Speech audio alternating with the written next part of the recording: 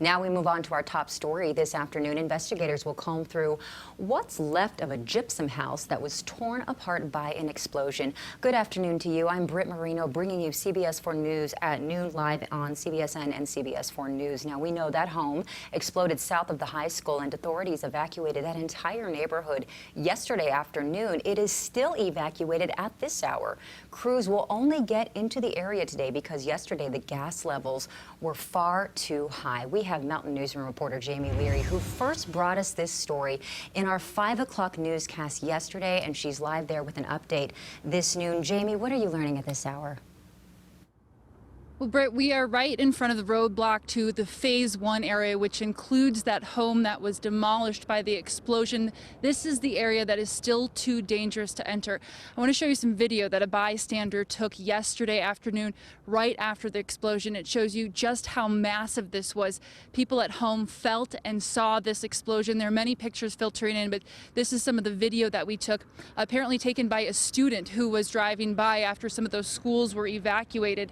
We're told by officials that a boring company searching for fiber optics caused this gas main to rupture, and then the gas ended up pooling, which caused that explosion to that home.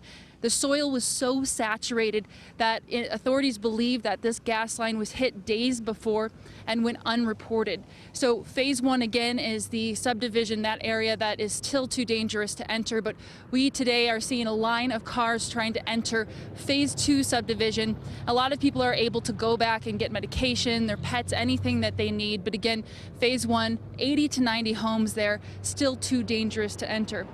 Red Hill Elementary and Gypsum Creek Elementary were the two schools that were evacuated yesterday. They got a report of some gas line maintenance from Eagle County Sheriff's Office being done around noon, and then it was around 12:35 that explosion happened. I was told that some students were even outside eating lunch when this happened, and it was obviously very traumatic to see and hear this going on while they were doing that, and as a result, there are grief counselors at school today, but the schools that were evacuated are in a different gas and power grid, so therefore they are safe to return, but grief counselors on hand to help assist them with what they witnessed and the things that have been going on. We still are trying to talk to authorities about the search for anybody home. They haven't indicated if they found anybody or if there was anybody in that home at the time, so there's still a lot to learn, and we're going to remain here on scene. We'll have a live report for you tonight at 5 o'clock. Live in Gypsum, Jamie Leary, CBS 4 Mountain Newsroom. Great reporting. Thank you, Jamie.